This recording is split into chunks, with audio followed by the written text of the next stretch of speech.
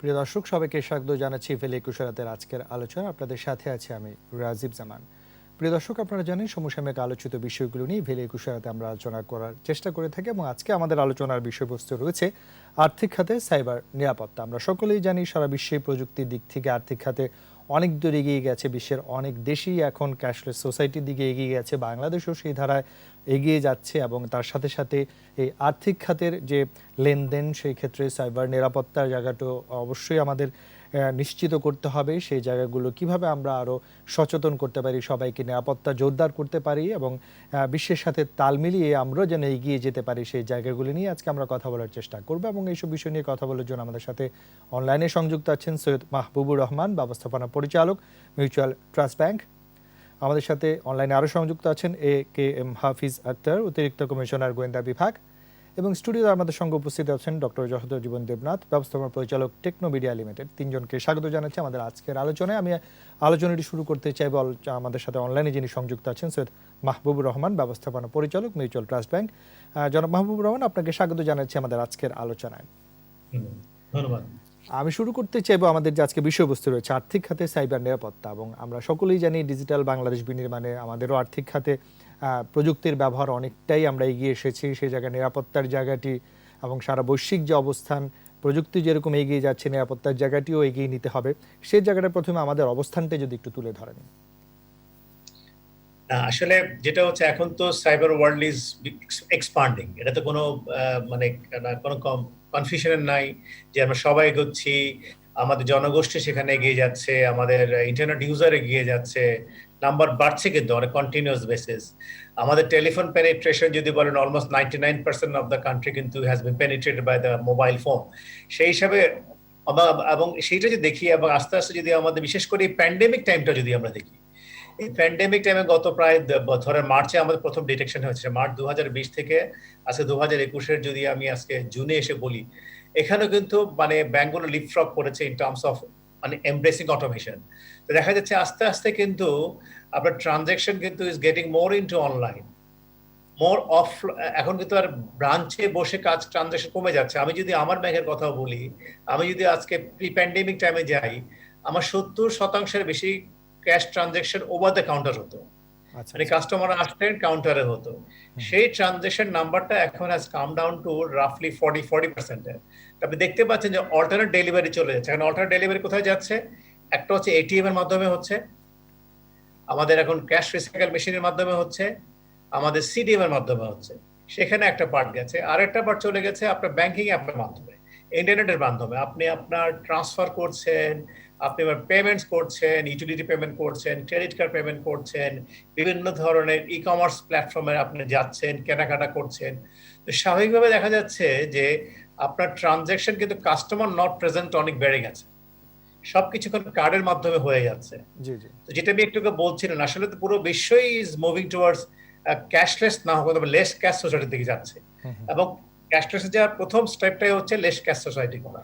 সেটাই কিন্তু চেষ্টা করছি। এবং আপনার ব্যাংকে দেখবেন ক্রেডিট কার্ডের ট্রানজ্যাকশন, ডেবিট কার্ডের ট্রানজ্যাকশন অনেক বেড়েছে। এবং আপনি গত ঈদেও দেখবেন যে আপনার ই কমার্স প্ল্যাটফর্ম কিভাবে ইউজ হয়েছে, আপনার মানুষ কিভাবে কেনাকাটা করেছে তার ঈদের জন্য, তার নিজের জন্য, তার আত্মীয় স্বজনের জন্য, ছেলে মেয়ের জন্য। তো দেখা যাচ্ছে কিন্তু আসলে কনসিস্টেন্টলি এখন মানুষ are going towards alternate delivery channel. এবং সেখানে কিন্তু অলসো ইউ ফিল এম্পাওয়ার্ড। এখন ব্যাংকে করতে গেলে আপনাকে 10টা থেকে 4টার মধ্যে ব্রাঞ্চে যেতে হবে, টাকা জমা দিতে যান কিংবা তুলতে যান। কিন্তু এখন যে মুহূর্তে আপনি অল্টারনেট ডেলিভারি চ্যানেলে চলে যাচ্ছেন, আপনি কিন্তু আপনার মতো সময় আপনার সময় করতে পারছেন। এটাও কিন্তু কাস্টমারের জন্য একটা প্লাস পয়েন্ট। এখন মুশকিলটা হয়ে যাচ্ছে, যেহেতু সাইবার ওয়ার্ল্ডও বাড়ছে, সাইবার ক্রাইমও বাড়ছে। এবং সাইবার ক্রাইম যেহেতু হচ্ছে, এখানে আপনার আইডেন্টি থেফট করার সুযোগ চলে এসছে। এখানে অনলাইন ট্রানজাকশনে গেলেই আইডেন্টি থেফট হতে পারে, আপনার ডেটা ক্যাপচার করতে পারে। এখন data is a digital currency. এখন সবখানে কিন্তু আপনি দেখবেন যে ডেটা থেফট করার জন্য কিন্তু কন্টিনিউয়াসলি এফোর্ট আর there from the hackers. So আমি যদি শুরু করতে সেটা এটা দিয়ে শুরু করলাম, পরে আমি সুযোগ পেলে আরো আলাপ করতে পারবো। জি, অবশ্যই ধন্যবাদ আপনাকে। আমরা এবারে একটু সংযুক্ত হবে একেম হাফিজ আক্তার, অতিরিক্ত কমিশনার গোয়েন্দা বিভাগ। জনাব হাফিজ, আপনারা অনেকদিন ধরে এই যে আর্থিক খাতে সাইবার নিরাপত্তা জায়গাগুলো নিয়ে কাজ করছেন। আমরা প্রায় সময় গণমাধ্যমের বদলতে দেখি যে আপনারা যারা ক্রেডিট কার্ড জালিয়াতি করছেন, গ্রাহকদের টাকা আত্মসাৎ করছেন, সেখানে হয়তো বা একটি চক্রের সাথে অনেক সময় ব্যাংকের লোকজনও জড়িত থাকছেন। অনেক প্রযুক্তির সাথে খুব ভালো জড়িত আছেন, তারাও জড়িত থাকছেন। এই জায়গাগুলো আসলে প্রতিনিয়ত আপনারা মনিটর করার চেষ্টা করেন। এই জায়গাগুলো আসলে কতটুকু নিয়ন্ত্রণে আমরা রাখতে পারছি বলে আপনারা মনে করেন? বিদেশি নাগরিকরা বিশেষ করে এখানে অনেক বেশি সম্পৃক্ত। যে আসলে আহ, আমাদের যে সোশ্যাল যে স্ট্রাকচারের মধ্যে এখন সাইবার ওয়ার্ল্ড একদম অসীম গতিতে চলছে। এটা শুধু বাংলাদেশ না, সাইবার জগতের কারণে সারা ওয়ার্ল্ড একই প্ল্যাটফর্ম এসে গেছে। আমরা গতকালই একটি গ্রুপ পেয়েছি যারা ঢাকা না, সুনামগঞ্জ থেকে বসে, গত পরশুদিন সুনামগঞ্জ থেকে বসে ইউরোপিয়ান কান্ট্রিতে বাঙালি প্রবাসী যারা আছে তাদের সাথে আপনার প্রতারণা করে টাকা পয়সা হাতিয়েছে। ঠিক তেমনি বিদেশিরাও এখানে এসে, বাংলাদেশে এসে আমরা কয়েকটা পেয়েছি যে আফ্রিকান কান্ট্রি বেশ কিছু লোক মেইলের মাধ্যমে যোগাযোগ করে লোকজনের নিকট থেকে প্রচুর অর্থ হাতিয়ে নিচ্ছে। আপনি যেটা বলছেন যথার্থই, যে ব্যাংকে আমরা পেয়েছি ক্রেডিট কার্ড জালিয়াতি বিষয়টি।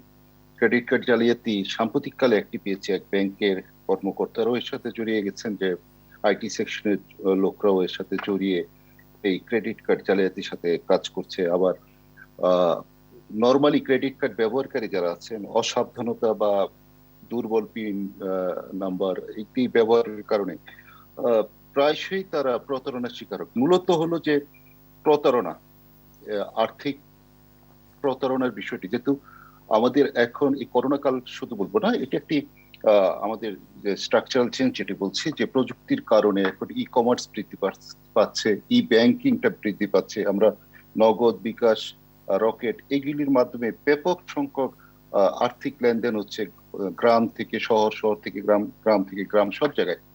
এবং এটি দেশের প্রবৃদ্ধিতে এটি কিন্তু ব্যাপক একটি ভূমিকা রাখছে। কিন্তু এর সাথে সাথে একদল প্রতারক দলও কিন্তু যোগ হয়ে অনেক লোকের নিকট হতে টাকা হাতিয়ে নিচ্ছে। আমরা প্রায়শই এদের পিছনে লেগে যাচ্ছি এবং প্রায়শই আমরা প্রতারক চক্র ধরছি। যেহেতু সাইবার ওয়ার্ল্ডটি দিনে দিনে এবং অনেকটা বলবো যে করোনার এই ভেরিয়েন্টের মতো পরিবর্তন হচ্ছে, ঠিক তেমনি সাইবার ওয়ার্ল্ডও কিন্তু আজকে যেটি আছে কালকে এই প্রযুক্তি থাকবে, এর চেয়ে আরো উন্নত প্রযুক্তি হবে। এটাকে প্রতারক গ্রুপ যারা আছে তারা কিন্তু চেস করবে নতুন নতুন প্রতারণা বা আর্থিক যেটা বলা হয় যে অনিয়ম বা দুর্নীতি বা লোকজনকে ঠকানো, এই বিষয়গুলিতে চলে যাচ্ছে। এছাড়া একটি ওয়ার্ল্ড হয়ে যাচ্ছে একটা র্যানসামওয়্যার, যেটা বলা হয় সাম্প্রতিককাল উন্নত বিশ্বে ব্যাপক হারে হচ্ছে। আমরা যেটা শুনছি যে ইউএসএ পুলিশ পর্যন্ত র্যানসামওয়্যারের কবলে পড়ে সাইবার দুর্বৃত্তদের নিকটে ধরা খেয়েছিল এরকম, বা করোনা কালে অনেক বিদেশে, ফ্রান্সে, ইংল্যান্ডে অনেক জায়গায় র্যানসামওয়্যারের বিষয়টা আছে। বাংলাদেশে এটা সেভাবে না আসলো। এখন তথ্য প্রযুক্তি যেহেতু সমস্ত অফিস আদালত, ই কমার্স, মানে ইন্টারনেটের ব্যবহারটা বৃদ্ধি পাচ্ছে, তো এটা সামনে আমাদের জন্য থ্রেট। তবে আমরা আমাদের কাছ থেকে কাজগুলি করে যাচ্ছি। এদের যারাই অপরাধ করে তাদের বিরুদ্ধে ব্যবস্থা নেওয়া। সাম্প্রতিককালে ক্রিপ্টো কয়েনের ব্যবহার বাড়ছে অপরাধ জগতে, বিটকয়েনের ব্যবহারগুলি বাড়ছে অপরাধ জগতে, যার মাধ্যমে অনেক মাদক বেচে কেনা হয়। ক্রেডিট কার্ডের মাধ্যমে আপনার সাম্প্রতিককালে আমরা দেখেছি এলএসডি ক্রয় করেছে বাচ্চারা, যেটা যুবক ছেলেরা যে বিদেশ থেকে ক্রেডিট কার্ডের মাধ্যমে তারা এলএসডি ক্রয় করেছে। এরকম ক্রেডিট কার্ড, বিটকয়েন এগুলি কিন্তু এই আপনার এই সাইবার ওয়ার্ল্ডে এগুলি ব্যবহার হচ্ছে। ক্রেডিট কার্ডের মধ্যে অনলাইন শপিং, সেখানে ব্যবহার হচ্ছে। হ্যাঁ, অনেক অনেক প্রতারণা হয়ে যাচ্ছে ক্রেডিট কার্ডের মাধ্যমে। তারপরে যারা প্রতারক গ্রুপ হয়ে যাচ্ছে অনলাইন বেচা কেনায়, তা আমরা এগুলি নিয়ে কাজ করছি, ধরা পড়ছে। তো এটি যে এখন যে অবস্থা আছে, সামনের দিনগুলিতে আরো বৃদ্ধি পেতে পারে। তো আমরাও আরো সচেষ্ট আছেন এবং আমাদের গ্রাহকদেরকে অনেক সচেষ্ট হতে হবে। জি, আপনার কাছে আবারও ফিরবো। আর আরেকটা হলো জি বলবেন, জনমত সৃষ্টি করার, এই বিষয়গুলো কাজ করতে হবে সবাই মিলে। জি, আমি পরবর্তী পর্যায়ে এটি আলোচনা করব। আমরা একটু স্টুডিওতে আলোচনায় ফিরতে যাব। ডক্টর যশোদা জীবন দেবনাথ, ব্যবস্থাপনা পরিচালক, টেকনোমিডিয়া লিমিটেড। আমরা আর্থিক খাতে সাইবার নিরাপত্তা নিয়ে আলোচনা করছেন, বিশেষ করে যেটি এখন সবচেয়ে বেশি আলোচনা হচ্ছে আপনার বিসিসিআর পরিচালকও এই যে এটিএম কার্ডের জালিয়াতি এবং যেগুলো নিয়ে আপনি অনেক দিন ধরে কাজ করছেন, নিরাপত্তার জায়গাটা আসলে সেখানে কিরকম থাকে, কিভাবে এগুলো হয়? ধন্যবাদ রাজীব আপনাকে। আমি ধন্যবাদ একুশে টেলিভিশনকে। আমি প্রথমেই ধন্যবাদ দিতে চাই মাননীয় প্রধানমন্ত্রী জননেত্রী শেখ হাসিনাকে এবং তার অ্যাডভাইজার সজীব ওয়াজেদ জয় সাহেবকে। আজকে দেখেন, আজকে তাদের এই অনুপ্রেরণা বাংলাদেশ কিন্তু একটা ডিজিটাল বাংলাদেশে রূপান্তরিত হচ্ছে। আজকে বাংলাদেশে ফিনান্সিয়াল সেক্টরের বাইরেও কিন্তু আদার সেক্টরগুলোর সিমিলারভাবে এগিয়ে যাচ্ছে। আজকে বাংলাদেশ 60টা ব্যাংক অপারেট করছে। এই 60টা ব্যাংকের মধ্যে ধরেন অ্যাপ্রক্সিমেটলি 48 ব্যাংক তারা অল্টারনেটিভ ডেলিভারি চ্যানেলটা ভেরি স্ট্রং করেছে। আপনি alternative delivery channel like ATM machine, pause network and other mobile banking service, এই জায়গাগুলো আমি একটা ভেরি স্পেসিফিক এরিয়ায় কাজ করছি। আমি এটিএম নেটওয়ার্ক নিয়ে কাজ করছি বাংলাদেশে। অ্যাপ্রক্সিমেটলি 12,000 মেশিন আমরা বসাইছি অল ওভার দি কান্ট্রি, এবং মোস্ট অফ দ্য ব্যাংক আমরা ব্যাক এন্ডে সার্ভিস প্রোভাইড করছি। যে এই জায়গা থেকে আমাদের যে অভিজ্ঞতাগুলো অর্জন হয়েছে, যে জিনিসটা আমরা পরিলক্ষিত করছি, যে আজকে একটা টেকনোলজি অ্যাডাপ্ট করতেছে, দেন নতুন আর একটা ক্রাইম চিন্তা করতেছে। আজকে কিছুদিন আগেও দেখবেন মাহবাই যথেষ্টই ভালো বললেন যে আজকে থেকে বছর 3 আগে আপনি ইউক্রেনের কিছু নাগরিক এসে বাংলাদেশে এটিএম নেটওয়ার্ক, ডাচবাংলা ব্যাংক সহ কয়েকটা ব্যাংকের এই নেটওয়ার্কটাকে মানে ইয়ে করে আপনি হাতে নিয়ে দেন আপনি এটিএম ড্রাইভে বসে এটিএম থেকে কিছু হ্যাকিং করা। আজকে পুলিশ ডিপার্টমেন্ট এতটাই প্রোঅ্যাক্টিভ ছিল যে ওদের মানে সবগুলো সদস্য কিন্তু মানে ওরা অ্যারেস্ট করতে গ্রেফতার করছে। তো সেখানে বাংলাদেশ ব্যাংক কিন্তু যে সময় যে টেকনোলজিটা আছে তখন বাংলাদেশ ব্যাংক কিন্তু অ্যালার্ট জারি করে। আমি বাংলাদেশ ব্যাংকও ধন্যবাদ দিতে চাই। বাংলাদেশ ব্যাংক কিন্তু এই যে অল্টারনেটিভ ডেলিভারি চ্যানেল যারা প্রোভাইড করছে বা যারা ব্যবহার করছে তাদের কিন্তু সতর্ক বার্তা কিন্তু বাংলাদেশ ব্যাংক থেকে আগেও দিয়েছে, এখনো দিচ্ছে। আমরা এই এটিএম গুলোর উপরে অ্যান্টি স্কিমিং ডিভাইসগুলো, অ্যান্টি স্কিমিং ডিভাইসটা কিভাবে স্কিমিং থেকে বাঁচা যায় সেই দিক নির্দেশনা কিন্তু বাংলাদেশ ব্যাংক দিছে। এখন মোস্ট অফ দ্য ব্যাংক কিন্তু অ্যান্টি স্কিমিং ডিভাইসগুলো বসাইছে, আপনার নতুন নতুন টেকনোলজি অ্যাডপ্ট করতেছে। আজকে এই ডেটাগুলো, যেমন ডেটা আপনার রিজার্ভ রাখার জন্য ডিসিডিআর, ফার্ড ডেয়ার, ইভেন তো এটিএমটা রান করে একটা সুইচিং সফটওয়্যারের উপরে। এই সফটওয়্যারটা নিরাপত্তা কিন্তু ব্যাংকেরই এনশিওর করতে হবে। যখনই এই সফটওয়্যারের নিরাপত্তা ব্যাংক দিতে ব্যর্থ হবে, অথবা যারা প্রোভাইড করবে ড্রাইভিং সিটে বসে যদি তারা কম্প্রোমাইজ করে, যেমন ডাচবাংলা ব্যাংকের ওয়ান অফ দ্য এক্সাম্পল, তারা কিন্তু যখন রক্ষক যদি ভক্ষক হয়ে যায় তখন কিছু করার থাকে না। সেখানেই কিন্তু ডাচবাংলা ব্যাংক কিন্তু তাদের নিজস্ব স্টাফই কিন্তু এই ধরনের অপকর্মের সাথে যুক্ত, যার জন্য পুলিশ ডিপার্টমেন্ট কিন্তু তাদের পুরো চক্রটাই কিন্তু ধরে ফেলছে। এভাবে কিন্তু নতুন মানে হ্যাকাররা নতুন ভাবে আসবে, আমরা যারা সার্ভিস প্রোভাইড করি নতুন ভাবে তাদেরকে প্রোটেক্ট দেওয়ার জন্য আমাদের সেইগুলো নিতে হবে। এভাবে কিন্তু আজকে নট অনলি এটিএম নেটওয়ার্ক, আদার সেক্টরগুলো কিন্তু একইভাবে। আজকে বাংলাদেশ কিন্তু আউট অফ দ্য ওয়ার্ল্ড না, বাংলাদেশ কিন্তু অন্যান্য দেশের তুলনায় কিন্তু বেড়ে যাচ্ছে। আজকে প্রায় 1.6 মিলিয়ন ট্রানজাকশন এটিএম দিয়ে নেটওয়ার্ক দিয়ে হচ্ছে প্রতিদিন, এবং সে তুলনায় কিন্তু তুলনামূলক হারে বাংলাদেশের যে এখনো কিন্তু 40% আনব্যাংক পিপুল রয়ে গেছে। এই আনব্যাংক পিপুলকে যদি ব্যাংকিং রূপান্তর করা হয় এবং গ্রামের ইউনিয়ন পরিষদে কানেক্টিভিটি স্টাবলিশ করা যায়, ইভেনচুয়ালি ইউডিসি ইউনিয়ন পরিষদ সেন্টারে সহ গ্রামের বাজারে যদি এই গ্রামীণ অর্থনীতি যদি মূল স্রোতধারায় আনা যায়, তাহলে কিন্তু অর্থনীতি পরিপূর্ণ অর্থনীতিতে রূপান্তরিত হবে। আপনার কাছে আবার ফিরবো আমরা একটু, আবার সৈয়দ মাহবুবুর রহমান সাহেবের কাছে একটু আলোচনায় যেতে চাই।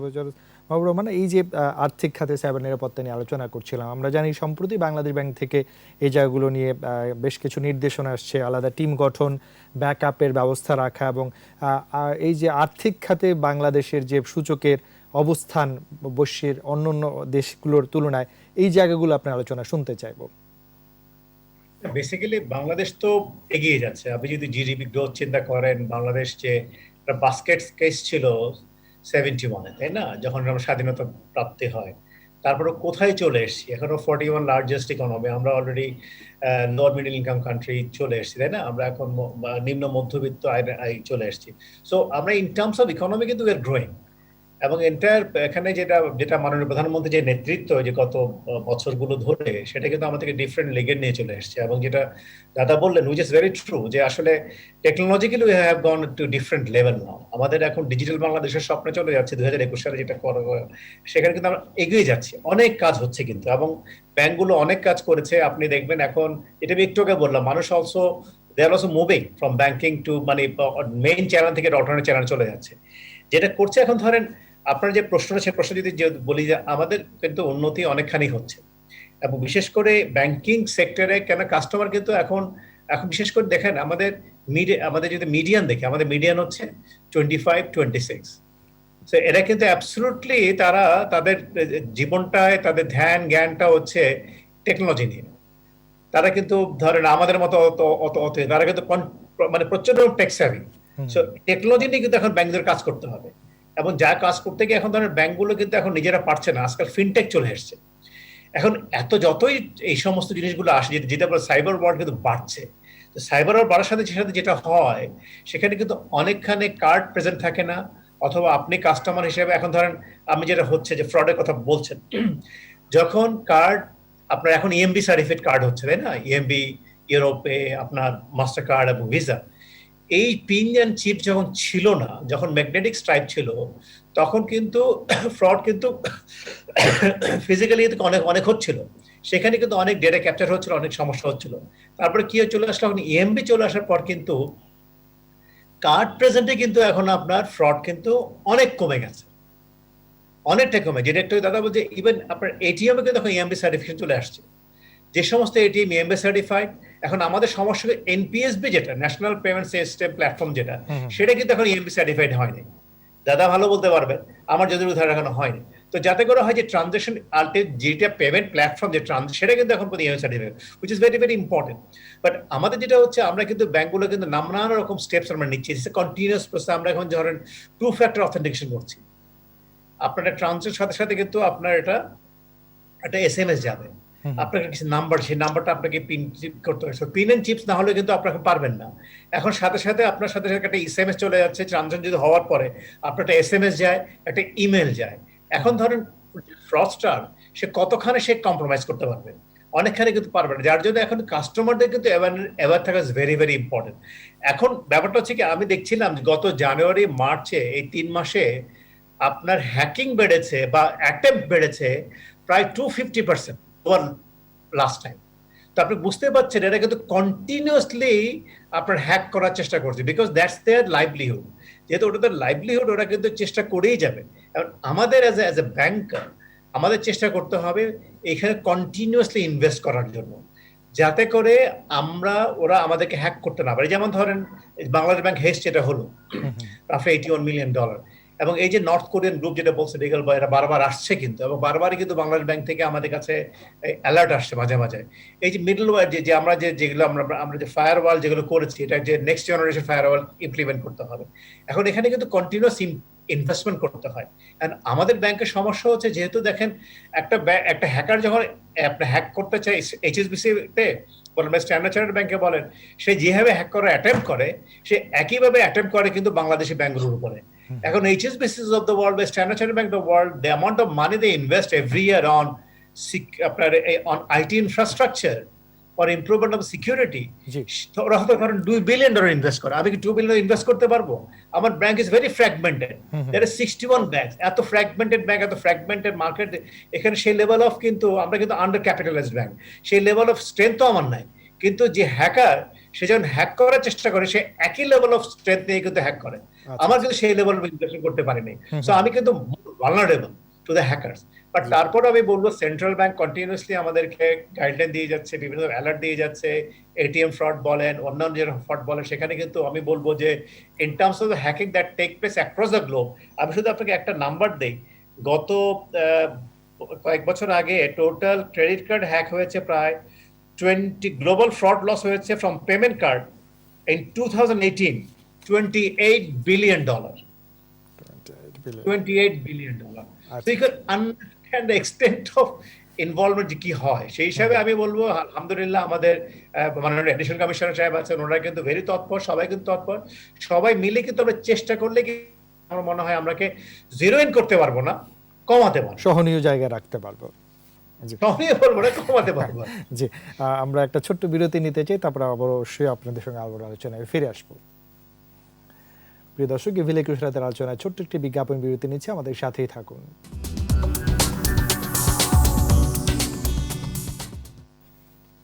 প্রিয় দর্শক, আবারও সবাইকে স্বাগত জানাচ্ছি ইভিল 21 রাতের আজকের আলোচনা। আমরা বিরতির আগে আলোচনা করছিলাম আর্থিক খাতে সাইবার নিরাপত্তায় বাংলাদেশের সক্ষমতা, অগ্রগতি এবং করণীয় জায়গাগুলো নিয়ে। আমরা বিরতির আগে সৈয়দ মাহবুবুর রহমান, ব্যবস্থাপনা পরিচালক, মিউচুয়াল ট্রাস্ট ব্যাংক, তার মতামত শুনছিলাম। এবার একটু আবার আলোচনা শুনতে চাইব একেএম হাফিজ আক্তার, অতিরিক্ত কমিশনার গোয়েন্দা বিভাগ। জনাব হাফিজ আক্তার, যে বিষয়টি এবার একটু আপনার কাছে জানতে চাইব, যে আমরা বিরতির আগে জানছিলাম আপনাদের বদৌলতে আমরা আসলে এই জায়গাটায় শক্তি একটি অবস্থানের দিকে যাচ্ছি। তারপর আমরা দেখছি যে বিশেষ করে বিদেশি একটি চক্র, খুবই যারা তথ্য প্রযুক্তি গিয়ে আসছে, তারা বাংলাদেশের কিছু চক্রের সাথে মিলে এগুলো করছেন এবং তারা অনেক সময় গ্রেফতার হচ্ছেন, কিন্তু এই যে বিদেশি নাগরিকদের বাংলাদেশে অবস্থান, গ্রেফতার হওয়ার পরে তাদের অবস্থান, কিভাবে তারা বাংলাদেশে অবস্থান নিচ্ছেন, এগুলো নিয়েও অনেক সময় গণমাধ্যমে লেখালেখি হয়। এবং তার সাথে সাথে এই জায়গাগুলো আপনারা নজর রাখছেন কিনা বা কি করণীয়, এবং সেই সাথে সাইবার নিরাপত্তা আমাদের যে পলিসি রয়েছে, নীতিমালা রয়েছে, আরো কি করণীয় বলে আপনি মনে করেন? সাইবার নিরাপত্তার বিষয়টি নিয়ে প্রথমে আমি কথা বলতে চাই যে এটা আসলে প্রতিটি পদক্ষেপই কিন্তু আমাদের, আমরা ডে টু ডে লাইফের যে পুলিশিং আমরা দেখছি যে প্রচুর লোক প্রতারিত হচ্ছে। আমার আগে এবং দুজন বক্তা বলেছেন ওনারা এই ব্যাপারে অনেক বিজ্ঞ, কিন্তু আমি যেটা দেখি একদম গ্রামগঞ্জের মানুষ অথবা ঢাকা শহরে ব্যাপক লোক আমাদের কাছে আছে, বিকাশ, নগদ, রকেট, এটাতে প্রতারণার শিকার হয়ে যাচ্ছেন।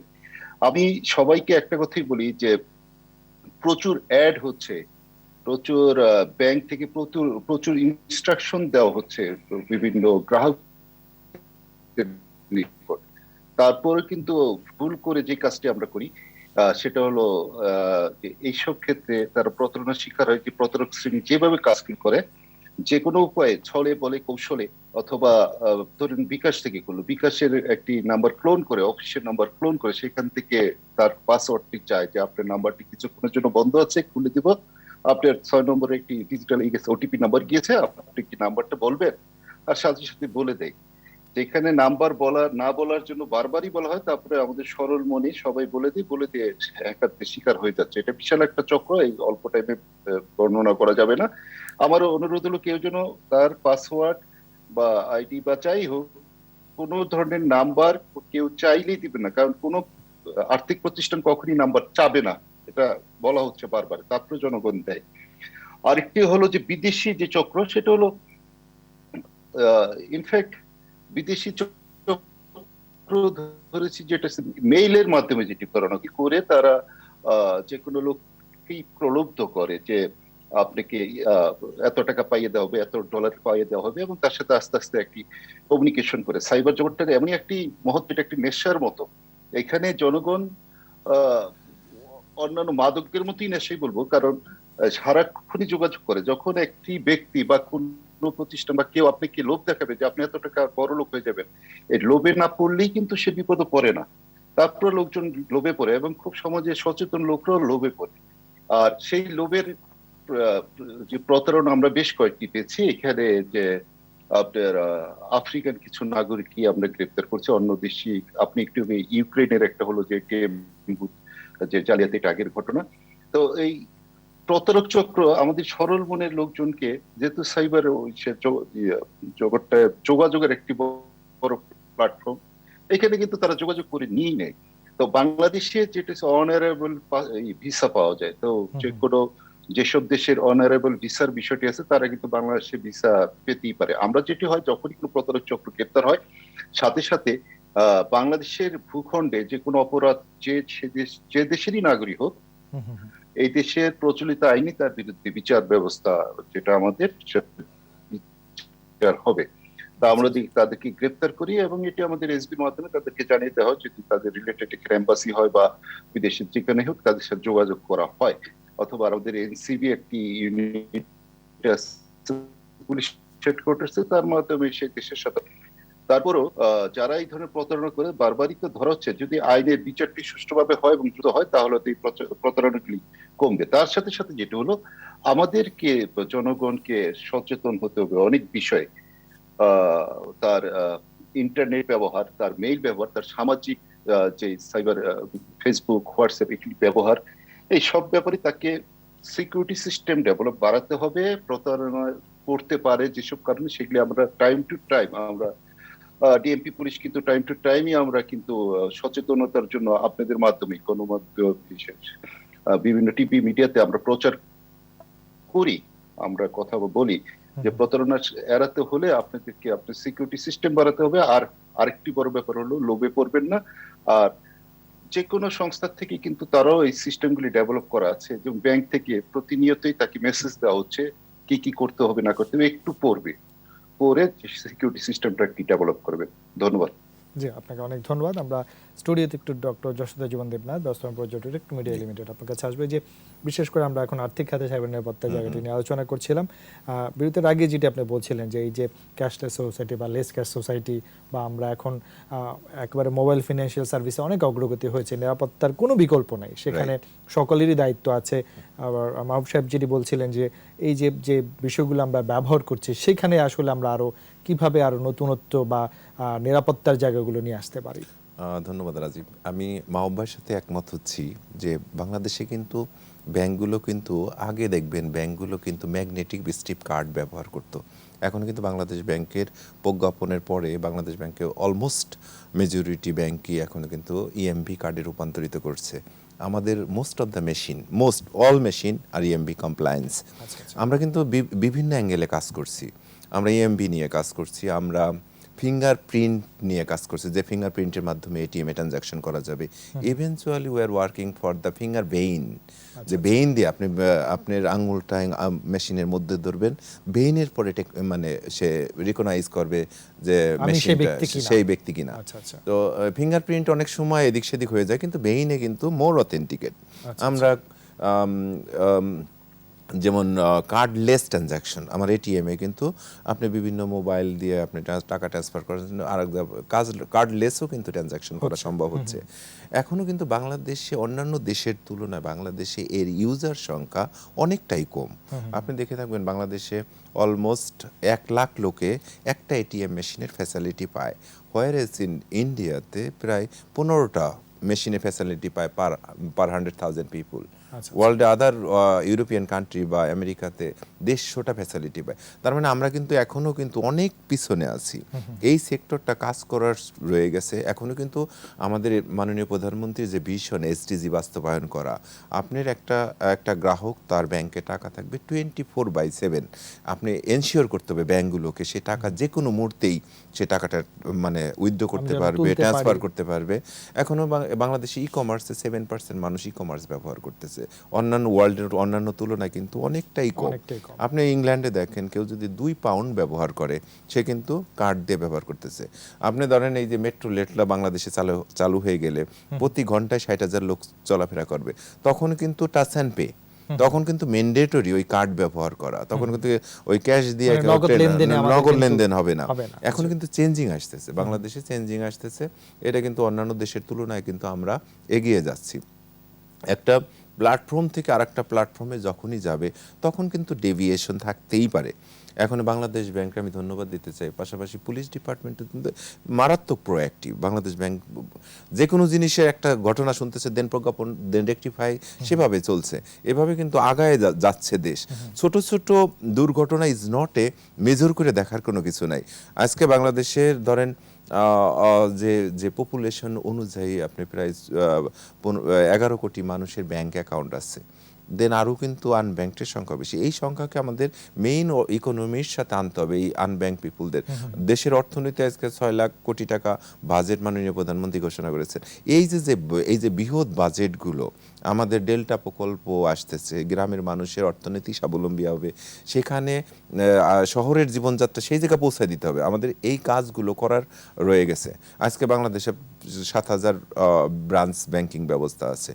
আজকে করোনার মধ্যে আপনি চিন্তা করেন, গত মার্চের থেকে এই জুন পর্যন্ত আমরা যারা ফ্রন্টলাইনার হিসেবে কাজ করতেছি, আমি কেন সিগনিফিকেন্টলি ডেটা দিয়ে আমি কথা বলছি, আজকে 1.6 মিলিয়ন ট্রানজাকশন হচ্ছে এটিএম দিয়ে, সেটার মেজরিটি সিংহভাগ আমরা।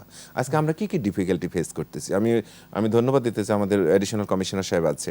আজকে যা আমরা কিন্তু শুধু এটিএম মেশিন মেইনটেনেন্স না, এদেরতে টাকারও মানে রিপানিশমেন্টগুলো আমরাই করতেছি, এবং আমরা কিছু ডিফিকাল্টি ফেস করতেছি। আজকে বাংলাদেশে 2 way difficulties. 1 number, the currency, বাংলাদেশে কারেন্সি কোয়ালিটি ইজ ভেরি পোর।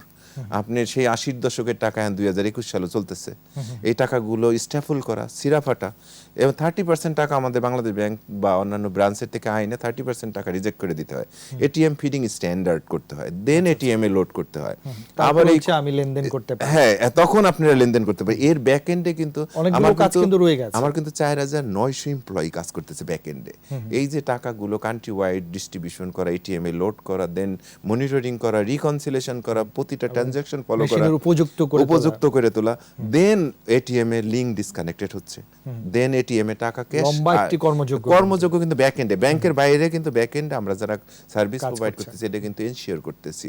আজকে এই করোনার একটা বছরে আমরা ফ্রন্ট লাইনার হিসেবে কাজ করতেছি জি, এই এটিএম গুলো সচল রাখার জন্য, এবং 24/7 আমরা সচল রাখতেছি।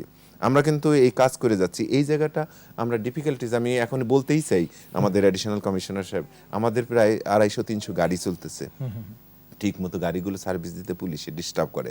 সেই জায়গাগুলো যদি এনশিওর করা যায়, আমরা কিন্তু সার্ভিস দিচ্ছি 24 ঘন্টা এনশিওর করতেছি, দেশের যারা অর্থনীতিতে অবদান রাখছেন। অর্থনীতিতে অবদান রাখছি, এই জায়গাগুলো এনশিওর করার দরকার। অবশ্যই। তাহলে কিন্তু এই সার্ভিসটা প্রম হবে, এবং এই 14-15 হাজার ATM machine is nothing compare to the population density in the country. সেটা আরো এইটা আরো প্রয়োজন বাড়ানোর আছে, আরো দরকার, বাড়তে হবে। এবং গ্রামের মানুষের সাথে কানেক্টিভিটি এস্টাবলিশ করা। এখনো কিন্তু আপনি উপজেলা লেভেলেও ঠিক মতো এটিএম মেশিন যায় নাই, বা অন্যান্য ডিজিটাল পেমেন্ট নেটওয়ার্ক। আজকে ধরেন বিকাশ সো এই দেখতে দেখতে 5 কোটি কাস্টমারে গ্রাহক রূপান্তরিত হয়ে হয়েছে।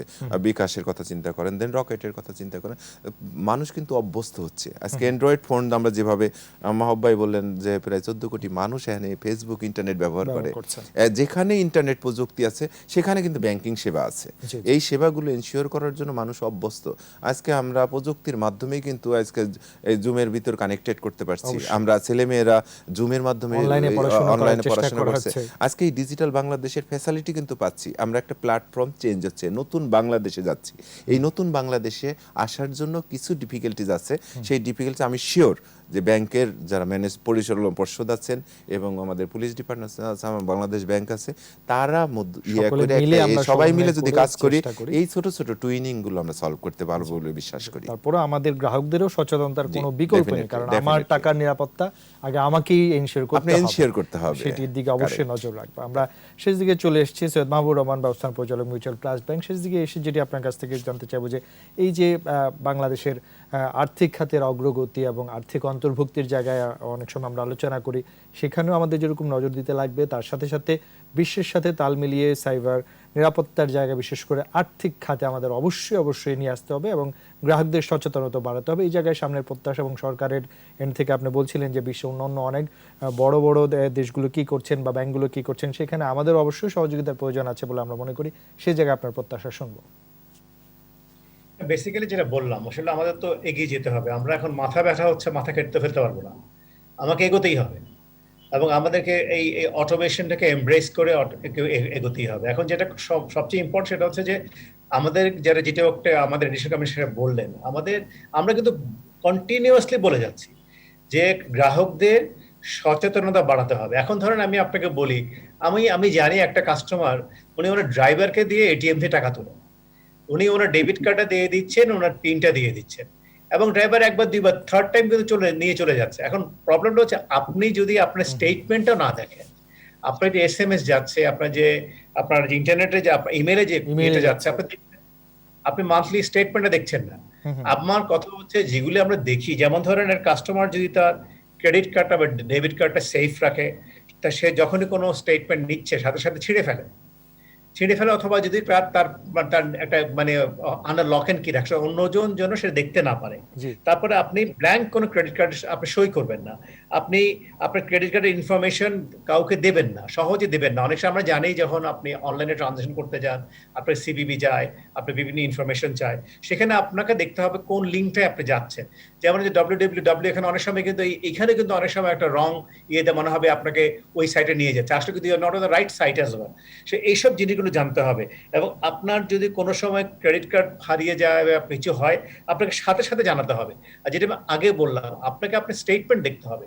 এখন আপনি যদি আপনার স্টেটমেন্ট ঠিক, আমি আমার কথা বলি, আমি অনেক সময় আমার স্টেটমেন্ট দেখি না ঠিক মতো, কিন্তু সেখানে কিন্তু ইম্পর্টেন্ট আমাদের, যদি আমরা আমাদের কাস্টমার লেভেলে অ্যাওয়ারনেস বাড়াতে না পারি, আমরা কন্টিনিউয়াসলি, এখন আপনার একটা ফিশিং যেটা হয়, আপনাকে আমি ইমেল করলাম, আপনি ইমেল করার, আপনাকে প্রলুব্ধ করলাম, আপনি দেখলেন আরে ভালো তো, আমি এখান থেকে একটা আমি স্মার্টফোন পাচ্ছি, বা আমি এত টাকা পেয়ে যাচ্ছি, আমি ইনফরমেশন গুলো দেই, সে হয়তো আপনার ব্যাংকের ইনফরমেশন চাইতে পারে, সে আপনার ক্রেডিট কার্ডের ইনফরমেশন চাইতে পারে। সো আপনাকে কিন্তু রেসপন্সিবলি অ্যাক্ট করতে হবে। It is a game among all the stakeholder. এটি শুধু ব্যাংক বা আর্থিক প্রতিষ্ঠান না, বা এমএফএস না, এখানে যারা এই পুরো যজ্ঞের মধ্যে আছেন, এন্ড টু এন্ড এই 360 ডিগ্রি যারা আছেন, প্রত্যেকে কিন্তু তার রোলটা ঠিকমতো পালন করতে হবে। আমরা যদি প্রত্যেকের রোলটা ঠিকমতো পালন করতে পারি, তাহলে আমার মনে হয় এটাকে আমরা কমিয়ে আনতে পারবো সিগনিফিকেন্টলি। আপনি যেমন ধরেন যে ইএমবিটা আসার পরে এখন ধরেন কার্ড প্রেজেন্ট যেটা হয়, সেখানে কিন্তু আপনার ফ্রড কিন্তু অনেক কমে গেছে, অনেক কমে গেছে, বিকজ এখানে ওই যে পিন এন্ড চিপস চলে এসেছে, এখন অনেক কমে গেছে। এখন যেটা হচ্ছে কি, আমাদের ব্যাংকদেরকে কন্টিনিউয়াস ইনভেস্টমেন্ট করতে হবে। এখানে একটা ধরেন অনেক সময় প্রশ্ন আসে যে আমাদের বোর্ড লেভেলে যারা আছেন যে, আচ্ছা আমি এখানে আজকে 10 কোটি টাকা ইনভেস্ট করব, কি কেন করব, আমার কি লাভ, আমার রিটার্ন কি, ওই রিটার্ন অন ইনভেস্টমেন্ট দেখার চেষ্টা করেন। আর মুশকিলটা হচ্ছে, আপনি ফ্রড হলে বুঝতে পারবেন, একটা অ্যাটাক হলে বুঝতে পারবেন how much money you are losing. জি till that time you don't think, আপনি মনে করেন লাভ কি আমার, আমি হয়তো 100 টাকা লোন দিলে আমি জানি বছর শেষে কি ফেরত পাবো, কিন্তু আপনি আইটি ইনভেস্টমেন্ট তো কালকেই বুঝছেন না আপনি কি ফেরত পাবেন। কিন্তু এটা যদি আপনি কন্টিনিউয়াসলি না করেন, তাহলে কিন্তু আপনি কিন্তু যে কোনো সময় হ্যাক হতে পারেন, যে কোনো সময় আপনার কিন্তু ভালনারেবিলিটি কন্টিনিউয়াসলি বাড়তেই পারে। জি তো বাংলাদেশ ব্যাংক কিন্তু কন্টিনিউয়াসলি বলে যাচ্ছে, আমাদের ICT ministry also giving guideline in terms cyber security কি করতে হবে, আমাদের যারা যারা ম্যান পাওয়ার যারা আছে তাদেরকে কন্টিনিউয়াসলি ট্রেন করতে হবে। আপনি চিন্তা করেন, আজকে যে আইটি গ্র্যাজুয়েট, সে যদি ঠিকমতো নিজেকে কন্টিনিউয়াসলি ইমপ্রুভমেন্ট না করে, কন্টিনিউয়াস ট্রেনিং না হয়, কন্টিনিউয়াসলি পড়াশোনা না করে, 10 বছর কেন 5 বছর পরে সে IT graduate will become redundant. হুম আমরা নন আইটি পিপলদের কথা বাদে দিলাম, এই যিনি আইটি পার্সন তিনি যদি নিজেকে আপডেটেড না রাখেন, তাহলে কিন্তু যে ফাস্ট আমাদের টেকনোলজি চেঞ্জ হয়ে যাচ্ছে, অবসোলেন্স হচ্ছে, সেখানে আমাদের প্রত্যেককেই, যেটা বলে সরকারের দিক থেকে কন্টিনিউয়াস তাদের যে সমস্ত যারা পলিসি প্রণয়ন করেন তাদেরকে কন্টিনিউয়াসলি এই ব্যাপারে পলিসি চেঞ্জেস করতে হবে in terms of need. It's a dynamic world না। তেমনি করে ব্যাংকের মধ্যেও আমরা যারা সিইও আছে, যারা বোর্ড লেভেলে যারা আইটি ডিপার্টমেন্টে কাজ করে, তাদেরকে কন্টিনিউয়াসলি চেঞ্জ করবে in need of the consider need of the society, need of the world as well. এই জিনিস যদি না করতে পারি, উইল রিমেল ভালনারেবল, আমাদের কিন্তু আমাদের অ্যাটাক হওয়ার চান্স থেকেই যাবে। জি ধন্যবাদ। আমরা একেবারে শেষ দিকে চলে এসেছি। কেম হাফিজ আক্তার, অতিরিক্ত কমিশনার গোয়েন্দা বিভাগ। যাবার আগে অবশ্যই আপনার কাছ থেকে জানতে চাইবো, আপনি একটু আগেও বলছিলেন যে আমাদের গ্রাহকদের সচেতনতার আসলে কোনো বিকল্প নেই, তার সাথে সাথে অবশ্যই যারা দায়িত্বে রয়েছেন, বাংলাদেশ ব্যাংক বা যে ব্যাংকে আমি লেনদেন করছি সেই ব্যাংকেরও অবশ্যই দায়িত্ব রয়েছে, তার সাথে সাথে পুরো দেশের সাইবার নিরাপত্তার একটি ব্যাপার রয়েছে। সবকিছু মিলিয়ে জায়গাগুলোই আপনার সংযোগ করে যদি শেষ করেন বক্তব্য।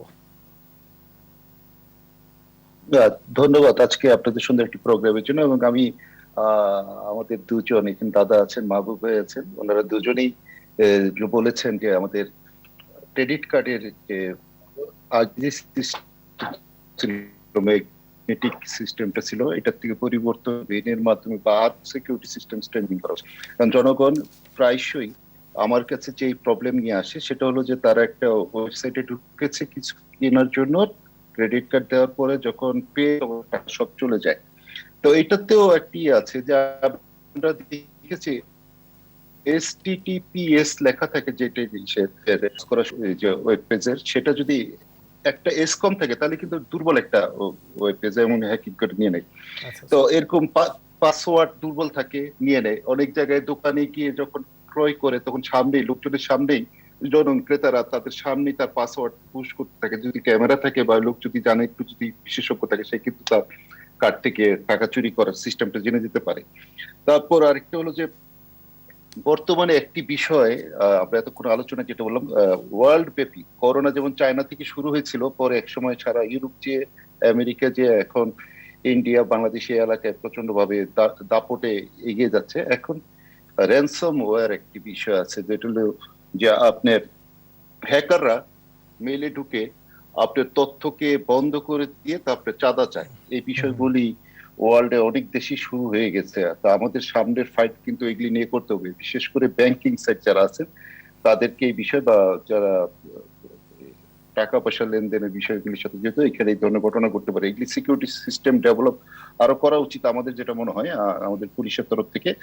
আর আমরা ডে টু ডে লাইফে প্রচুর সাইবার অপরাধীর সংখ্যা পাচ্ছি যারা এই জালিয়াতি চক্রের কবলে পড়ে যাচ্ছে। একটি তো ছোটখাটো বিষয়, তারপরও আমাদের কাছে লোকজন আসে না, কারণ কেউ টাকা 10,000, 20,000, 50,000 চলে গেল, তারা কিন্তু জানে না। আমরা কিন্তু ডিবি আছে এখানে, সিটিটিসি, আপনার সিআইডি, সবাই কিন্তু এগুলি নিয়ে কাজ করি। যখনই কেউ ভুক্তভোগী এই ধরনের হ্যাকার বা জালিয়াতি চক্রের কবলে পড়বেন, আপনার প্রতি অনুরোধ রইল আমাদের সাথে যোগাযোগ করুন, কারণ তাহলে হয়তো আপনারটা হয়তো আমরা উদ্ধার করতে পারি আর না পারি, এই বিষয়গুলো আমরা অবগত হলে এই নিয়ে কাজ করে আমরা টোটাল সিস্টেমটাকে ডেভেলপ করতে পারি, সিকিউরিটি সিস্টেমের সাথে আমরা কাজ করতে পারি, তাহলে জনগণ, এই দেশের মানুষ উপকৃত হবে। উপকৃত হবে।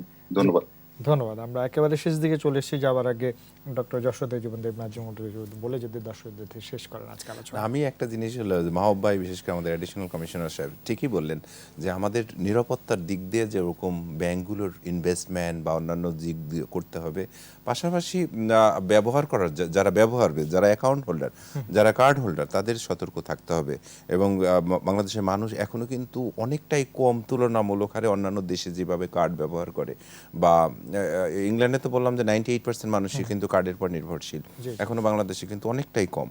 এই জায়গাগুলো ডে বাই ডে বাড়বে এবং এই সচেতনতা বৃদ্ধি করতে হবে মানুষের, যারা কার্ড হোল্ডার, যারা যারা মানে মোবাইল অ্যাকাউন্টিং এ বিকাশ বা রকেট ব্যবহার করে, তাদের সবারই সতর্ক থাকতে হবে যে পিনটা যেন না দেয়। আপনি চিপ কার্ডই ব্যবহার করেন আর আপনি ফিঙ্গার বেইনই ব্যবহার করেন অথবা কার্ডলেস ট্রানজাকশন করেন, pin is very very important. এই পাসওয়ার্ডটা যেন সাধারণ জনগণ যারা ইউজার করে তারা যেন কনফিডেন্সিয়াল সাথে রাখে।